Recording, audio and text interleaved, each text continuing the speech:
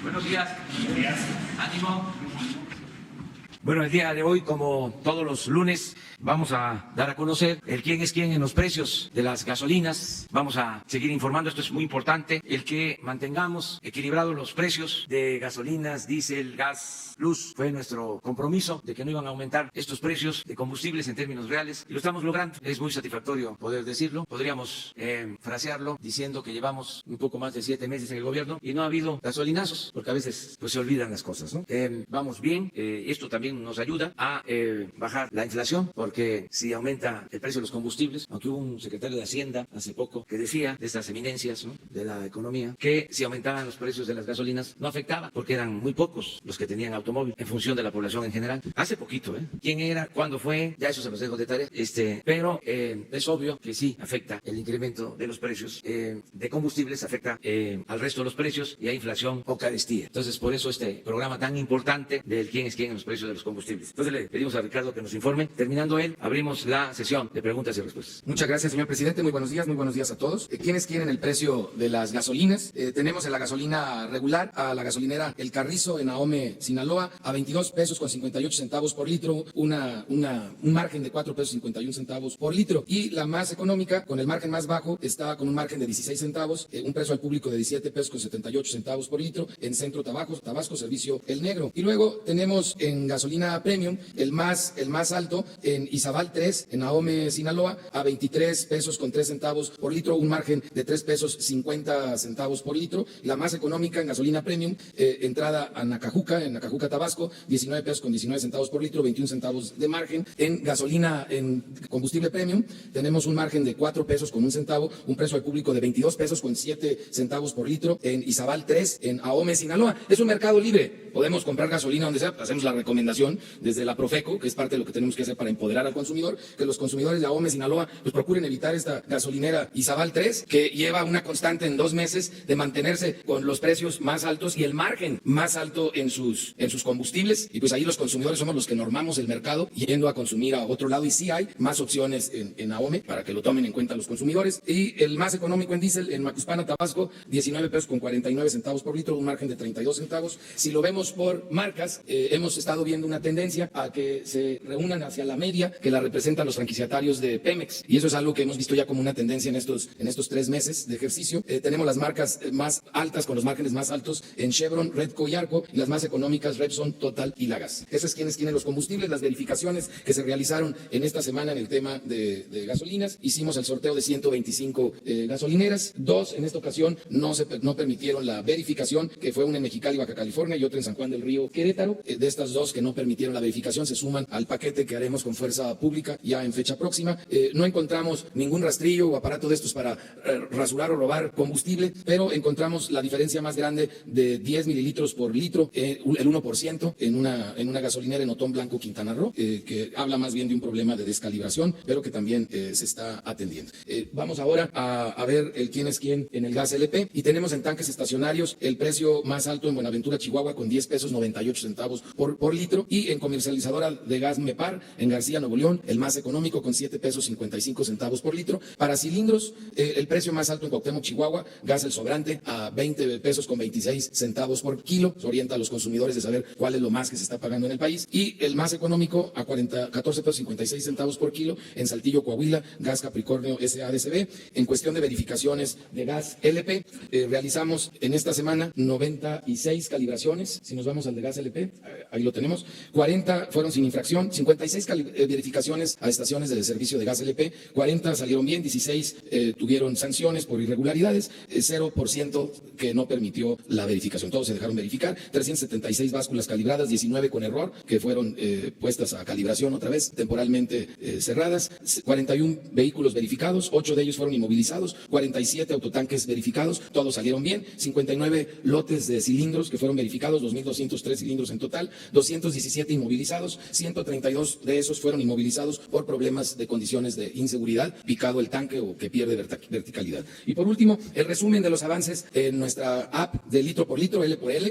Tuvimos en estos 15 días 71.060 descargas. Agradecemos a todos los consumidores que han descargado la app y también los invitamos a hacer las actualizaciones de la app. Una vez que la descargas es importante hacer la actualización. Llevamos 9 actualizaciones de esta app gracias a la retroalimentación precisamente de los usuarios, y a los que no han actualizado les pedimos de favor hacerlo. Estas 71.060 descargas han representado hasta ahorita 932 quejas formales que estamos programando para atender a partir del día de hoy. Son el 59% de esas quejas vinculadas a consumidores que consideran que no les están dando el litro completo, un 12% por diferencias en el precio pagado en relación al precio anunciado y 7% porque se condicionó de alguna manera la venta del combustible. Con esto damos avance a las instrucciones del señor presidente de mantener una verificación que coadyuve a empoderar al consumidor en nuestro país y con ello, con un consumidor empoderado, a poder regular el mercado como se ha venido haciendo. Muchas gracias. Pues esto es la información y abrimos para preguntas y respuestas. Vámonos atrás, si les parece, en este caso, hombre y mujer, dama y caballero. Allá atrás. Buenos días a todos. Alberto Morales, del periódico El Universal. Presidente, quiero preguntarle, hoy se da a conocer que debido a que se retiró el estímulo para vivienda de bajo costo, esto ha repercutido en que ha caído esta demanda en un 31%, principalmente en la vivienda que es de menos de 500,000 pesos y ha afectado a estados como por ejemplo Oaxaca, Querétaro o el mismo Tabasco. Y esto es un estímulo que se les daba a los trabajadores y se les daba este crédito y se les retiró en su gobierno. Primero preguntarle su opinión y tengo otra pregunta. Bueno, habría que ver la información. Se está limpiando todo lo que tiene que ver con la construcción de viviendas porque se abusó en los gobiernos pasados. Se construyeron viviendas de mala calidad, pequeñas, huevitos, muy caras, al grado que no se habitaron las entregadas al Infonavit, al Foviste. Un desastre en este sector. Por eso se está haciendo una revisión para iniciar un programa nuevo de apoyo, de fomento a la vivienda popular. Empezamos ya con el Infonavit, con 3 medidas, las repito. Primero, los que ya llegaron a pagar el 90% de sus créditos, obtienen su escritura. Hay una quita en sus créditos del 10%. Segundo, los que están pagando y no dejan de pagar o se incrementa cada vez más su crédito, se están llevando a cabo reestructuraciones de esos créditos para ayudarles y que puedan terminar pronto de pagar los créditos. Y tercero, ya se dio la instrucción de que no se desaloje a ningún trabajador de su departamento, de su vivienda. En el caso del Infonavit, habían muchos abusos, se entregaban los créditos vencidos, la llamada cartera vencida, a despachos de abogados. Estos con chicanadas despojaban a los trabajadores de sus viviendas, de sus departamentos. Eso ya se terminó, ya no hay esos despojos. Entonces, empezamos así, pero vamos a continuar. Estamos muy conscientes de la importancia que tiene la industria de la construcción para reactivar la economía, para crear empleos, y una forma de hacerlo bien es la construcción de viviendas. Y vamos a seguir apoyando con estos estímulos, nada más que estamos pues ordenando, limpiando por la corrupción. ¿No se descarta que después de que revisen puedan volver a continuar estos estímulos? Sí, claro que van a seguir los estímulos, los apoyos para la construcción de vivienda, y se están haciendo viviendas para la gente humilde, para la gente pobre, inclusive sin que tengan que pagar. No me gusta el término, pero es a fondo perdido, aunque no es así, es un asunto de justicia. A la gente más humilde se les está haciendo sus viviendas. Acabo de informarlo de que ya llevamos pues alrededor de 10,000 viviendas reconstruidas en sismos, por los sismos, y otras más que se están haciendo en la Secretaría de Desarrollo Urbano. Pero el programa de vivienda va a impulsarse. Y solo para preguntarle si ya tiene alguna fecha o el día que va a venir la directora de Notimex a explicar la situación de la agencia. Hoy otra vez se volvió a manifestar fuera de Palacio Nacional. Sí, creo que en esta semana va a estar muy bueno ese informe. Hasta yo quiero escucharlo y que haya réplica. Es un diálogo respetuoso. Se va a informar y se van a aclarar todas las dudas. Va a ser esta semana, ¿verdad? ¿Mande? ¿Jueves o viernes? O sea, jueves o viernes. ¿Mande? Esta semana. ¿Jueves o viernes? Pues sí, que pase una comisión. Y ustedes pueden también representarnos, pero que pase una comisión. Nada más que haya respeto. Si son periodistas, pues mejor. Y que alguien tenga la representación, uno solo, para que haya equilibrios, ¿no? Para no mayoritear, porque eso ya también se acabó. A ver. Presidente, buen día. Arturo Rodríguez de Proceso. Pues con esto de la entrevista de Ursúa ya lo veo que esperaba el planteamiento desde ayer, y que hay una serie de señalamientos, de comentarios sobre los motivos de las discrepancias que se dieron pues en estos 7 meses, y quisiera pues saber cuál es su comentario al respecto. Pues es que ya di a conocer mi punto de vista la semana pasada y no tengo nada que agregar. El caso de Collado, creo que hay otro, es la segunda pregunta. ¿Tiene la Unidad de Inteligencia Financiera información que le haya usted compartido en relación a ese asunto? No, eso lo está tratando la Fiscalía General. Muy bien. Ahora sí, 2 mujeres y 2 damas. Buenos días, presidente. Quisiera preguntarle sobre estas redadas que ya comenzaron en Estados Unidos. De acuerdo al reporte que da la Cancillería ayer, podrían haber sido detenidos 20 mexicanos. ¿Saber qué información tiene usted al respecto? ¿Qué se va a hacer? Usted decía el viernes que no podían iniciar estas redadas por el acuerdo que se tenía con Estados Unidos, sin embargo comenzaron. ¿En qué situación está México? ¿Qué es lo que usted va a hacer al respecto? ¿Qué información tiene? Gracias. Bueno, hoy nos reunimos, nos informaron los integrantes de la comisión, Marcelo Ebrard, los representantes de la Guardia Nacional, quienes están a cargo de la promoción del empleo y de las actividades productivas en el sur del país para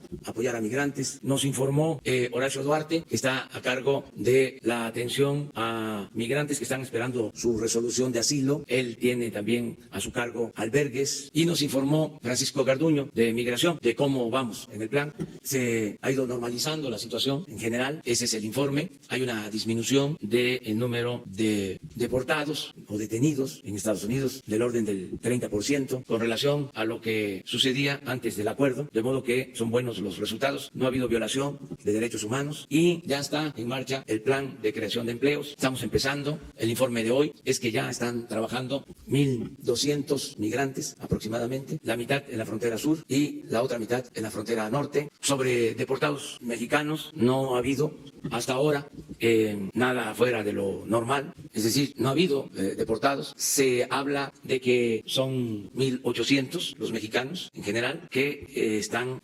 siendo juzgados en Estados Unidos, 1.800, y que ellos son los posibles migrantes que regresen a nuestro país, y estamos pendientes, protegiéndolos, apoyándolos, y en el caso de que se diera esa deportación, estaríamos dándoles opciones y alternativas. Esa es la información que tengo. Pero hubo una violación, presidente, al acuerdo, por lo que usted mencionaba el viernes de que no podía haber nada extraordinario ni estas redadas porque todavía no se cumple el plan del acuerdo con Estados Unidos. ¿Fue una violación? No, porque es otra cosa. De lo que estamos hablando es de lo que se hace permanentemente en Estados Unidos y en México acerca de el acompañar a migrantes que ya no fueron beneficiados con el asilo. Eso es básicamente. Otra compañera. Gracias, presidente. Solo en este tema de las redadas se prepara una solicitud para que se envíe una nota diplomática a Estados Unidos por la realización de las redadas. ¿Usted lo consideraría? No está contemplado.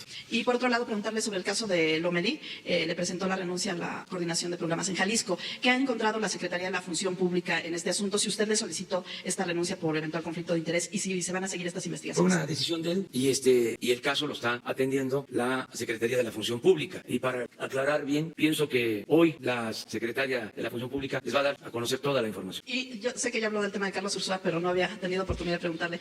Bien a bien, ¿qué fue la gota que derramó el vaso? ¿Por qué se fue? Porque hablaba usted del Plan Nacional de Desarrollo, pero ya tiene varios meses que se lo presentó. ¿Qué fue lo que ocurrió? ¿Y qué les dice a aquellos que están pues preocupados por estas observaciones del exsecretario de Hacienda tratándose de un agente como él? Gracias. Pues que no se preocupen, que se ocupen. Que vamos bien, muy bien, y que no nos vamos a detener ni un paso atrás en la transformación de México, ni siquiera para tomar impulso. Vamos muy bien en todos los campos.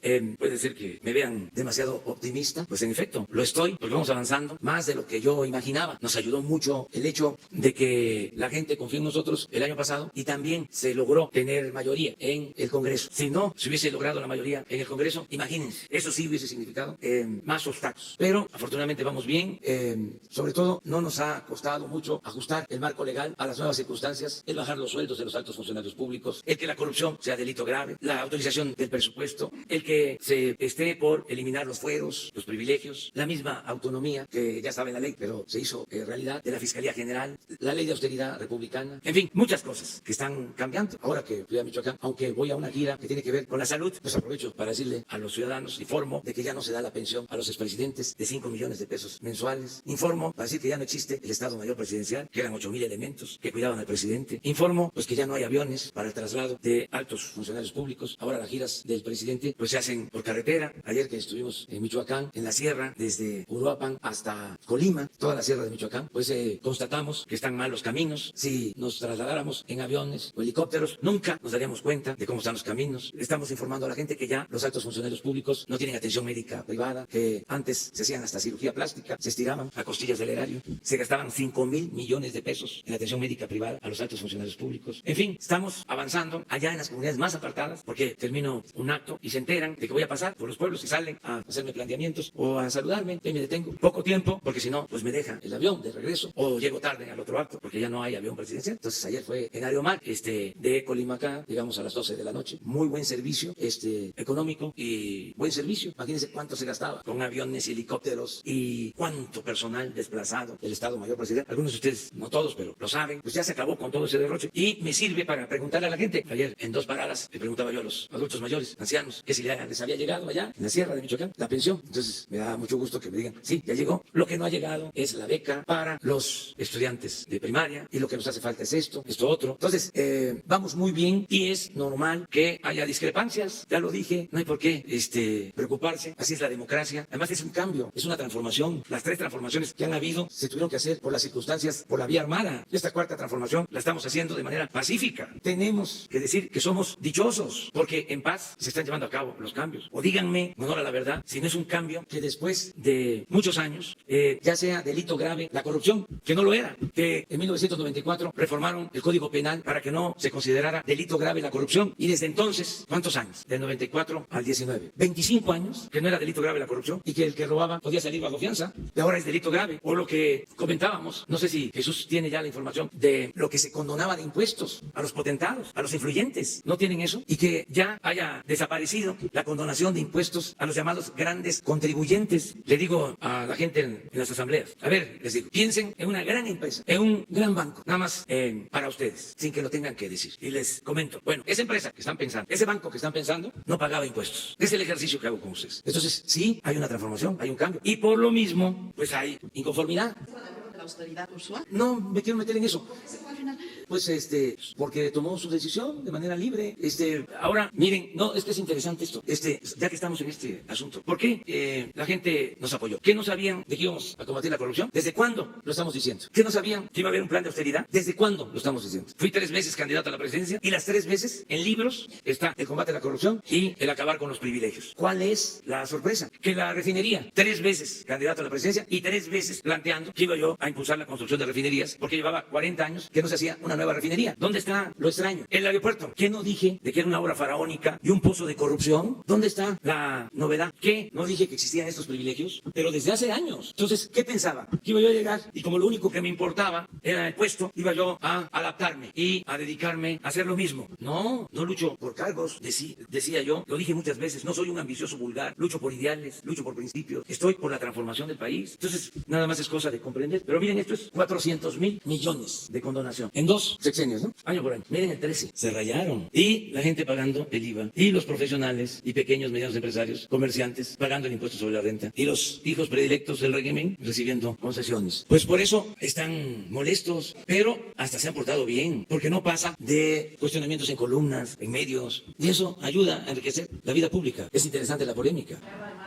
Sí, por ejemplo, ese es otro tema. Resulta que contratan los gasoductos sin fundamento legal. Ustedes saben que el Consejo de Administración de la Comisión Federal de Electricidad no autorizó los contratos. Pero eso no es el asunto. No es un asunto de legalidad. Es que se trata de contratos leoninos, carísimos. Buen negocio para las empresas, mal negocio para la hacienda pública, para el pueblo de México. Eso es lo otro que les digo a los empresarios auténticos. Les digo, ¿qué hacen ustedes? Pues defender sus empresas, que sus empresas sean eficientes, que tengan utilidad, que no haya derroche, que no haya gastos excesivos. Eso lo hacen todas las empresas. Bueno, el gobierno no es una empresa, pero tiene la encomienda de cuidar el patrimonio de todos los mexicanos y defender la hacienda pública. Y eso es lo que estamos haciendo. Entonces, en el caso de los gasoductos, afortunadamente ya se iniciaron mesas para llegar a un acuerdo y tampoco hay que estar asustando diciendo de que esto da una mala imagen. ¿Saben ustedes que los gobiernos extranjeros ya no se tolera la corrupción? ¿Qué gobierno va a defender a una empresa si hay corrupción? Si existe una una injusticia, si hay una ilegalidad, sí los gobiernos defienden a sus empresas, pero ya en la mayoría de los gobiernos se le exige a las empresas que actúen con dimensión ética. ¿Por qué se dio a conocer, se ventiló toda la corrupción de Odebrecht? Fue un juicio en Estados Unidos lo que llevó a descubrir toda esa corrupción, y el gobierno de Canadá, pues lo mismo, y el gobierno de cualquier país tiene que actuar con rectitud. Entonces, por eso no debemos de preocuparnos y se va a llegar a un acuerdo. Pero a ver, para que no vayan a hablar mal de nosotros y no vaya a haber desconfianza de México en el mundo financiero, fírmenle, acepte, ya no le alegue, hágase de la vista gorda. Total, son unos cuantos billullos.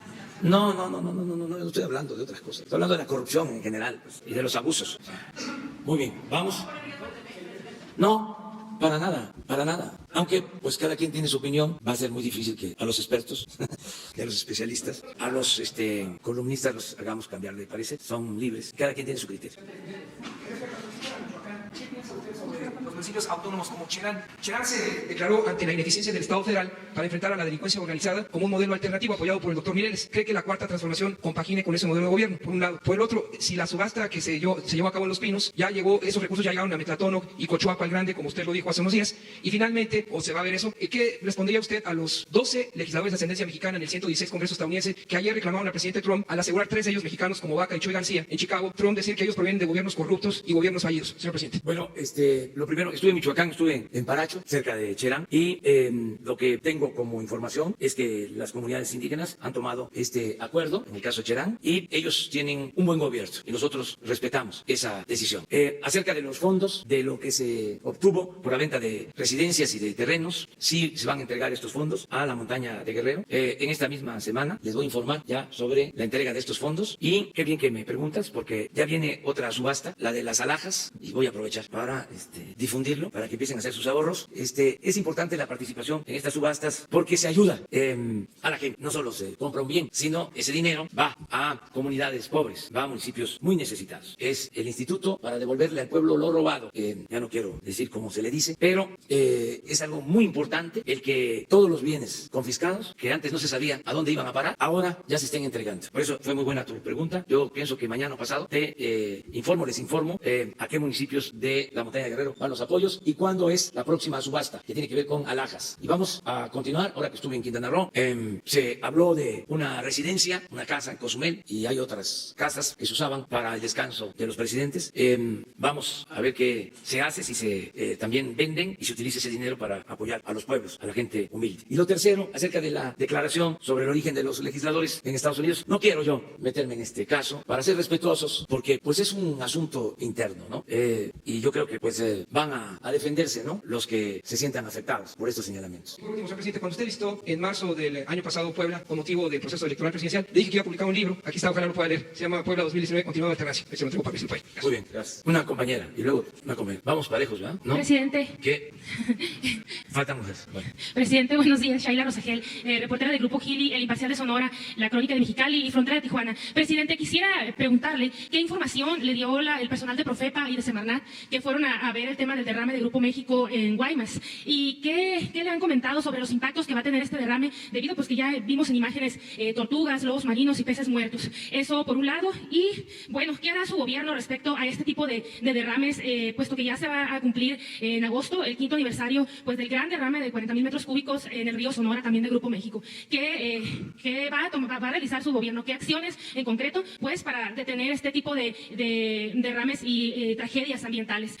Sobre el tema de las casetas de cobro, hay un diputado federal de Sonora que está diciendo que está en trámite ya un acuerdo con la Secretaría de Comunicaciones y Transportes, Banobras y Capufe para que los sonorenses no paguen casetas y que sean libres, que sea libre paso. Hay 6 casetas en la carretera de Sonora. ¿Qué información tiene al respecto? Si esto puede ser posible. Gracias. Bueno, en primer caso, hoy voy a tener el informe de la Secretaría de Medio Ambiente y sí intervino la Procuraduría para cuantificar daños y tomar las decisiones de conformidad con la ley. Lo que puedo adelantarles es que ya no hay influyentismo, ya no existe influyentismo, y se va a aplicar la ley sin consideraciones de ninguna índole. Si se cometen daños, se tienen que reparar daños y se tiene que castigar a los responsables. Pero quiero tener el informe, el reporte. Ya no es el tiempo, eso lo puedo decir con mucho orgullo, de que el gobierno estaba al servicio de los influyentes. ¿Se acuerdan cómo era antes, verdad? Pues ya no es así. Entonces, ahora se va a respetar la ley, lo que he venido diciendo, Estado de Derecho, verdadero, auténtico Estado de Derecho, no de chueco, no de cohecho. no he estado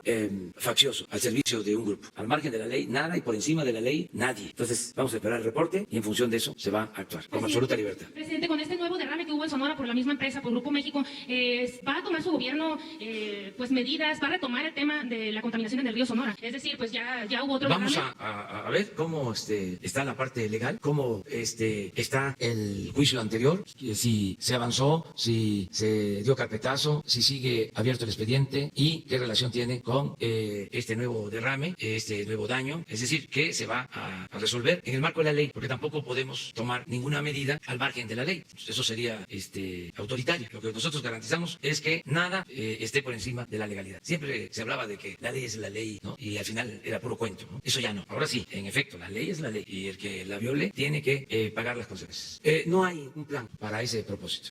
No se tiene contemplado que los sonorenses tengan libre paso No se y no tiene paguen. contemplado, porque estamos llevando a cabo un programa para que haya finanzas públicas sanas y no queremos que haya déficit y tenemos que tener ingresos suficientes. Mi compromiso fue no aumentar los impuestos en términos reales y no crear nuevos impuestos. Fui muy cuidadoso en eso. Por eso nadie puede decir, usted dijo que se iban a hacer tales cosas y no está cumpliendo. No, los 100 compromisos que hice los estoy cumpliendo. Ya llevo más de 70 cumplidos y espero que antes de que termine este año estén prácticamente todos y sentadas las bases de la transformación. Por eso llevo prisa para que, repito, tocó madera. Si regresara el conservadurismo corrupto, aún en esas circunstancias, que regresara, que les cueste trabajo dar marcha atrás. A ver, que les cueste trabajo regresar a que no sea delito grave la corrupción. Por ejemplo, algo que está en proceso y que va a quedar bien afianzado, es que haya democracia, que se acabe lo de los fraudes electorales, el uso del dinero, del presupuesto para favorecer a candidatos, a partidos, todo esto que hacían en el antiguo régimen, el reparto de despensas, el tráfico con la pobreza de la gente, el reparto del frijol con gorgojo, eso se va a terminar por completo. Y el que no haya línea para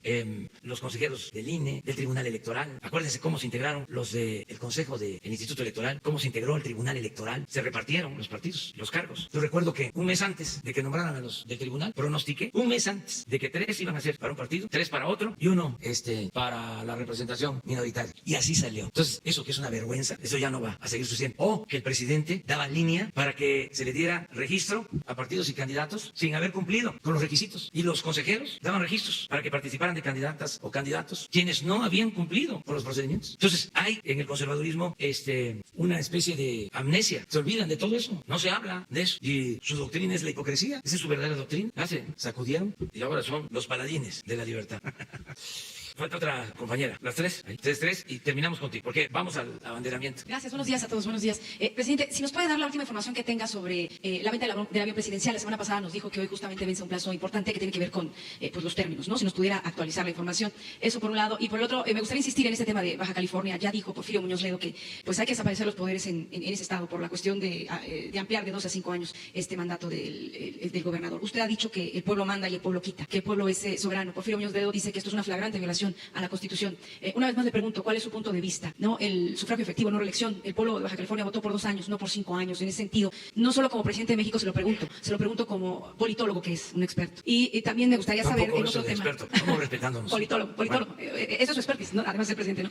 Digo, en ese sentido, siempre lo he dicho. Ahora bien, me gustaría saber en otro tema, ¿qué cambios va a implementar su dinámica laboral aquí en Palacio Nacional una vez que ya lo acompañe su familia? De un momento a otro se van a mudar.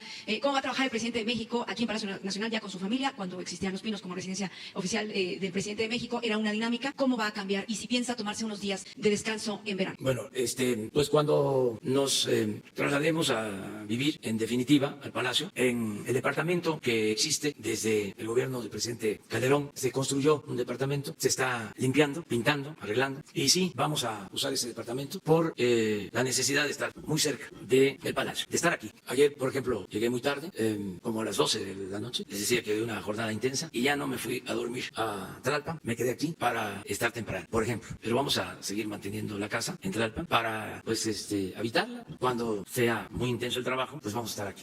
Vamos a procurar, pues, seguir viviendo de la misma manera, sin que se altere nuestra forma de vida, que Jesús vaya a la escuela, va a entrar a la secundaria, que Beatriz siga en su trabajo como académica, como investigadora, como escritora, como mujer independiente, y yo en lo propio, en lo que me corresponde, en esta tarea. Entonces, vamos ahí bien, estamos bien, y pues vivir aquí donde vivió y murió el presidente Juárez es un gran orgullo y al mismo tiempo una gran responsabilidad. Estarán ya prácticamente, lo entiendo, el ejercicio de gobierno es arduo, es intenso, pero en cuanto al gabinete, el gabinete estará ya 24 horas aquí prácticamente, si de ser necesario, eso también era No. la pregunta. Sí, esa No, pero sí, precisión pues se aprovecha más el tiempo, porque les comentaba en la mañana, hago de la casa de ustedes, de Tlalpan acá, media hora, pero de regreso, depende de la hora que sea, puedo hacer el doble de tiempo o más. Entonces, ya estando aquí, pues se aprovecha más el tiempo.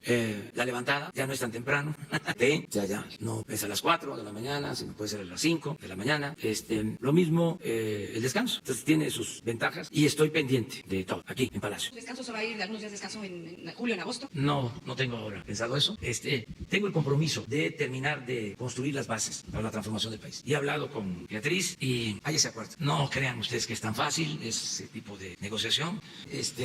Ya ustedes comprenderán. Bueno, las compañeras, incluso los compañeros que van a las giras, que dejan sus familias, ¿no? Siempre hay, pues reclamos y a veces hasta motines emocionales. En este caso hay una mesa de negociación. Sí, se va avanzando muy bien. Hay diálogo permanente. El avión presidencial. Hoy tengo el informe porque se cierra ya el periodo de las propuestas. Hoy se tiene ya lo que ofrecen, quienes participaron. Tengo entendido que fueron representantes de 5 países. ¿Sabe los países? No, pero creo que pronto les vamos a dar a conocer. Puede ser que mañana, porque hoy es 15, hoy se cierra por la noche el proceso de propuestas económicas para el avión y ya mañana tenemos un resumen. Se está haciendo todo con acompañamiento de la ONU. Me dicen que va muy bien, que hay varios interesados y se está haciendo una investigación porque se tiene que conocer sobre la procedencia del dinero, la ética, volvemos a lo mismo, la seriedad de los compradores, por eso lo de la ONU, pero va bien, entonces vamos a esperar. ¿Son particulares hasta ese momento de esos 5 ofrecimientos? ¿Particulares? Básicamente. Okay. Y la cuestión de Porfirio Muñoz Ledo, que pidió la desaparición, ¿no? Tomando en Pues cuenta. es cosa que se proceda legalmente y la autoridad competente resuelva. Eso es lo que puedo comentar. Ya expresé mi punto de vista sobre esto, ¿no? Básicamente en que nosotros no participamos, como era antes, que el presidente autorizaba en un sentido o en otro. Eso no. Lo demás es que de manera libre se presenten las denuncias, que yo creo que ya se presentaron a la instancia correspondiente y que las autoridades resuelvan. Y ahora todas las autoridades están vigiladas por el pueblo o por la sociedad civil, como antes se le llamaba al pueblo. Ya todas las instituciones. Entonces no se pueden cometer injusticias porque hay protestas. Aquí mismo protestaríamos, pero vamos a esperar a que resuelvan las autoridades. A ver, Isabel, las dos. Isabel Arvide, buenos días, señor presidente. Los amparos van retrasando el inicio de Santa Lucía, que es uno de sus proyectos más importantes. ¿Tiene un plan B? ¿Qué va a suceder? ¿Cuántos meses más se va a retrasar? ¿Y qué están haciendo antes de iniciar la construcción, señor? Bueno, sí tenemos un plan B para enfrentar el sabotaje legal que se está padeciendo. La lluvia de amparos, de gente que quedó muy inconforme porque no pudo mantener sus privilegios y el negocio jugoso que significaba construir el aeropuerto en el lago de Texcoco. A ellos no les importa de que se iba a hundir el aeropuerto, a ellos no les importa de que se iba a defalcar la hacienda pública, a ellos no les importa de que iban a estar las pistas hasta finales del sexenio, a ellos no les importa de que se iba a construir un aeropuerto y se iban a cancelar 2, a ellos lo que les importaba era el dinero, el negocio, el que iban a hacer con los terrenos del actual aeropuerto un Santa Fe y ya tenían planeado el saqueo. Entonces se quedaron pues inconformes y por eso la lluvia de amparos. Entonces sí tenemos un plan B, se está analizando. Afortunadamente el Poder Judicial resolvió juntar todos los amparos en un solo juzgado. Eso va a ayudar mucho porque no tienen razón de ser. El amparo, ya lo dijimos, es el símbolo máximo de la libertad, es algo sublime. Pero en este caso se está recurriendo al amparo para dañar, para impedir que se haga una obra pública en beneficio de los mexicanos. Y es mala fe a todas luces porque no se trata de un terreno nuevo, es un aeropuerto que existe desde hace más de 50 años, la base aérea de Santa Lucía. Entonces, ¿cuál es el daño ecológico? ¿Qué es lo que se está afectando? Si ya existe el aeropuerto, la base aérea, desde hace mucho tiempo. Claro que para hacer el negocio de Texcoco inventaron, de eso no se habla, de que iba a haber interferencia aérea y que no podían funcionar al mismo tiempo los aeropuertos de Santa Lucía y el aeropuerto de la Ciudad de México. Nada más con eso, si fuesen honestos nuestros adversarios, deberían de ofrecer disculpas, porque los estudios demuestran de que no hay interferencia. En cambio, contrataron a empresas para sostener de que no era posible que funcionaran los aeropuertos de la Ciudad de México y el de Santa Lucía. Hay estudios que se los vamos a presentar pronto de todo el control que se puede hacer con la nueva tecnología del espacio aéreo para tener funcionando al mismo tiempo el aeropuerto de la Ciudad de México, Santa Lucía, Texcoco, Morelos, Puebla, Toluca, todos, sin ningún problema. O lo otro lo que hicieron? ¿Por qué les da coraje y mejor no actúan con honestidad y reconocen que de manera deliberada dejaron de usar el aeropuerto de Toluca, que se estaba usando, y bajaron el uso de ese aeropuerto, redujeron el número de vuelos comerciales, prácticamente los desaparecieron, los vuelos comerciales en Toluca, para saturar de manera deliberada el aeropuerto de la Ciudad de México y justificar el que se construyera el aeropuerto de Texcoco. Está el dato, está la información, se puede saber de cómo se cayó el aeropuerto de Toluca, porque fue instrucción de saturar el actual aeropuerto de la Ciudad de México por los negocios. Entonces yo entiendo que estén enojados, pero deberían de actuar con honestidad, o sea, decir, era un negocio que teníamos y ya no lo vamos a poder ejecutar, pero no caer en una campaña o implementar una campaña como la están haciendo, ¿no? Señor, ¿tiene un estimado del retraso que ya llevan y el retraso que podría tener? Porque si bien el general Vallejo, que es el encargado, tiene fama de hacer todo muy rápido, este colegio de ingenieros que él hizo en un tiempo verdaderamente corto, pero esto ya lleva, por lo menos ahorita, si yo entiendo, 2 o 3 meses de retraso. ¿Cuánto más puede ser? Eso es, básicamente. Yo espero que salgamos en tiempo. Acabo de tener una evaluación, pues, la semana pasada, y sí hay un retraso, pero menor. Y están los amparos, pues se sigue trabajando en toda la parte de planeación, que es muy importante. Y se siguen también analizando vialidades, el acceso al nuevo aeropuerto. Se sigue trabajando en esos estudios, cómo llegar, por ejemplo, de la conveniencia de la vía confinada del actual aeropuerto a Santa Lucía, el estudio de cuántos pasajeros tienen conexión o van a tener conexión de un aeropuerto a otro, qué tipo de vía de transporte se requiere. O sea, se está trabajando, ya se tienen los diseños, vamos muy bien. Queremos no dar motivos, estamos esperando el estudio de impacto ambiental, no apresurado, lleva ya un tiempo el estudio. ¿Cómo era antes? Pues era, a ver, hablarle al secretario del Medio Ambiente, decirle ya, lo quiero para tal día. No es así, es que se tenga todo el tiempo. El secretario es un profesional, una gente honesta, un ambientalista, un maestro de la defensa del medio ambiente, Víctor Manuel Toledo, un hombre serio, de la academia. Entonces, tiene toda la libertad para que saque el estudio. Hay otras opciones que las estamos analizando, ya las vamos a dar a conocer. El plan B consiste básicamente en que se va a hacer el aeropuerto de Santa Lucía. Yo creo que en 15 días más, cuando mucho, ya está por terminarse el estudio, y el plan B es eso, que se va a construir el aeropuerto de Santa Lucía en el marco de la legalidad y a pesar de los obstáculos que nos están poniendo nuestros adversarios y los que tenían intereses en Texcoco. Los adversarios, Carlos Ursúa, en algunas de las declaraciones dijo que él estaba en contra de la cancelación de Texcoco porque ya era una obra muy avanzada. ¿Quién? Carlos Ursúa, y que incluso lo de Santa Lucía, bueno, pues era una decisión sin sustento. Y ahora que se hicieron públicas estas declaraciones, ¿qué responde usted? No nada más sus adversarios, también Carlos Ursúa. No, pero es que yo mismo decía de que no estaba de acuerdo. Y luego se hizo una consulta y resultó que la mayoría de los que participaron opinó que no debía de hacerse el aeropuerto. Y todavía hace 10 días en el Zócalo, cuando lo mencioné, fue aplauso de todo el Zócalo. ¿Qué más puedo decir? Pues que respeto los puntos de vista de todos, nada más que nosotros tenemos una política y significa transformación, nada de simulación. Y es mejor que vayan entendiéndolo de esa manera. Les recomendaría, no a ustedes, a nuestros adversarios, que leyeran o releyeran mi libro La Salida, que se escribió hace 2 años. Ahí está lo que estamos haciendo. ¿Por qué se extrañan? Entiendo que es mucha la nostalgia por el neoliberalismo. Fueron 36 años. Lo he explicado aquí. El porfiriato fueron 34 años. Escribí un libro que se llama Neoliberalismo, Neoporfirismo, porque eso es lo que considero. El neoliberalismo es el neoporfirismo. Ya es un proceso vivido, padecido en México, resucitado. Ahí lo explico. Y bueno,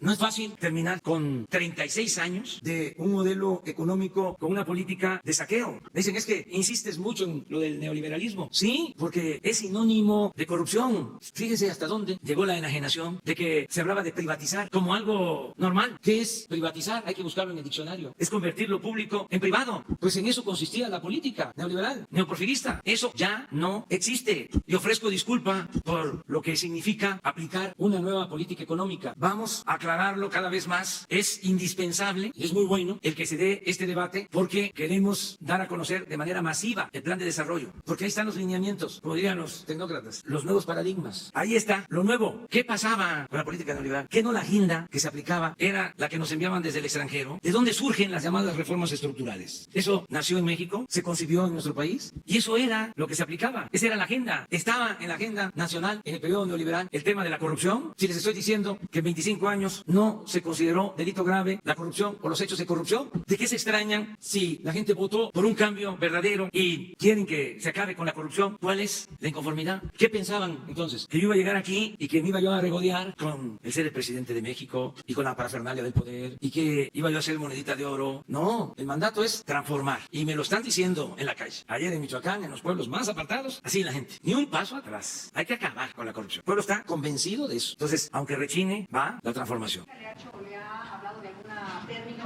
cual se pudiera desahogar este proceso de los amparos? O sea, tener... ¿Cómo? Si la Consejería Jurídica le ha hablado a usted Sí. de qué tiempo podría tomarse resolver este tema de los amparos en Santa Lucía, en el caso de Santa Lucía. Pues tanto la Secretaría de la Defensa, su departamento jurídico como la Consejería están trabajando. Me informaban de que es un avance el que se estén concentrando en un solo juzgado para desahogar lo más pronto posible. No, pero tampoco vamos nosotros a estar haciendo gestiones ante el Poder Judicial. Ellos son autónomos, son independientes y van a actuar con libertad, como debe de ser, para atender este asunto. ¿Quién va a tener el lugar de Lomelí, presidente? No sabemos. Ayer antes me preguntaron, oye, ¿qué va a pasar con Lomelí? Contesté, porque dije de que hoy iba yo a responder, pero la Consejería Jurídica, en este caso la Oficina de la Función Pública, va a contestar.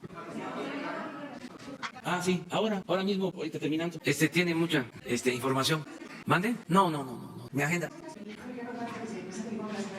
Si usted, ¿desde cuándo, si ya tenía conocimiento, usted sabía que Lomelí estaba involucrado en una red de tráfico que tenía que ver con el asunto de las medicinas? Si usted lo sabía y desde cuándo lo sabía. Se hizo una investigación, ahorita les voy a explicar. ¿Pero usted en lo personal Claro, lo sabía? sí. Yo ordené que se hiciera la investigación. ¿Habrá un veto para las empresas de Lomelí que hayan incurrido en algún tráfico? Eso se los va a explicar ahora la secretaria de la Función Pública. Ella les va a dar toda la información sobre Y otros dos temas, presidente. Hoy se confirma que el Tren México-Toluca va a duplicar su costo, de acuerdo con la planeación original. A pesar de ello, el gobierno está dispuesto a que se concluya y preguntarle si en este caso no tienen abierta alguna investigación por alguna irregularidad que haya elevado justamente los costos del proyecto. Sí, pero no es nota, dirían ustedes, a no ser que sea un refrito, porque ya lo hemos dicho muchas veces. O sea, y no es el doble, es el triple. Creo que estimaron en 30,000 millones originalmente y ya se llevan pues como 60 y se van a requerir 20, 25, 30 más para terminar. Lo vamos a terminar, ya tomamos esa decisión, porque es mucho lo que se invirtió en la obra y se va a terminar. Acerca de que si hay alguna investigación, no tengo ahora el dato, pero sí vamos a terminar la obra en el sexenio. Y por último, después de todo lo acontecido en los últimos días, ¿cree usted, presidente, que fue un error haber incorporado a Carlos Ursúa a su gabinete? No, mire, en un proceso de transformación hay muchos cambios. Yo les decía, lo que pasa que suele no contextualizarse, se editorializa, en el Reforma editorializa y siempre están en contra de nosotros, pero no contextualizan. Yo hablé aquí de que en 14 años el presidente Juárez cambió, creo, 30 veces de secretario de Hacienda, sí, porque era una transformación. De esos 14 años él pudo gobernar con relativa tranquilidad, pues 5, que todo lo demás fue luchar contra los conservadores y contra los invasores extranjeros, pero casi 30, nosotros llevamos 1. Y es una transformación. Entonces, en términos políticos, nuestros adversarios, ¿no? Piensan que agarrando temas en contra de nosotros. Les digo, ¿cuáles son los temas? Lomelí, Ursúa, la recesión económica. A ver, ¿cuál otro? Ah, el aeropuerto, sí. Y un tema que sí hay motivo de fondo, la inseguridad. Pero eso ni siquiera lo atienden mucho. Es Lomelí, es Ursúa, es la recesión. Entonces, quieren que nos enganchemos en eso. No, estamos buscando la transformación del país, ¿sí? Y estamos muy conscientes de que hay una oposición, una prensa fifí. Ya expliqué qué cosa es la prensa fifí y es cosa de ver la historia, ¿sí? Que la tenemos en contra. La vez pasada lo comentaba, de 100 columnistas, 95 en contra. Hoy o mañana o pasado, cosa que no sucedía anteriormente. Entonces, como dicen en mi pueblo, por algo será. Entonces, esa es la situación. Afortunadamente, existen las benditas redes sociales. Imagínense tener el cuestionamiento y la difamación permanente del Reforma sin las redes sociales, como era antes. Ahora no. Hablaba yo la vez pasada del Financiero, también sale una nota del Financial Times y se divulga, ¿no?, por todos los medios convencionales. Cuando el Financial Times guardó silencio cómplice cuando se saqueaba el país y decía yo de que era mejor el Financiero que el Financial Times. Y resulta que al día siguiente el Financiero se lanza con una nota de que estábamos corriendo a los médicos mexicanos para contratar médicos cubanos. Entonces sí, está bien la polémica. Esto no se había presentado. Por eso el día que venga San Juana me voy a sentar. Porque va a estar bien, pero a todos hay que pedirles calma, ¿no? Respirar profundo. Pero antes no se podía tocar al intocable, pero también no se podía hacer un cuestionamiento a los medios. ¡Qué barbaridad! Me están limitando mi libertad. No, todos somos libres, todos podemos ejercer nuestra libertad y nada más respetarnos. Eso es todo, no hay más que eso. Y, eso sí, respetar sobre todo a la gente. No faltarle el respeto a la gente, porque se sigue escribiendo pensando de que el pueblo es tonto. Y eso no. Tonto es el que piensa que el pueblo es tonto. La gente está muy consciente, muy despierta. Yo me quedo con los ojos cuadrados, con el grado de argumentación de la gente. O sea, tenemos un pueblo muy politizado, muy consciente. Entonces hay que avisarles a los que siguen con el mismo periodismo de que esto ya cambió. O sea, un despliegue, ¿no?, supuestamente muy eficaz, pues no lo es tanto ya. Esto de que se va a tratar el asunto de Lomelí, se actúa de conformidad con la ley, no hay protección para nadie. Eso también les molesta mucho, porque pues no somos iguales, con todo respeto, ¿no?, a los anteriores gobiernos. Entonces vamos a dejarle a Irmeréndez, que ya tiene ganas de informarles sobre este asunto. Y nos vemos. Y les invito para el abanderamiento de el grupo que nos va a representar en los Juegos Panamericanos. O sea, es muy interesante el que participemos en Perú en estos Juegos Panamericanos. La agenda, Tengo otras actividades con Jesús. Sí, con Jesús. Muchas gracias. A ver, mañana.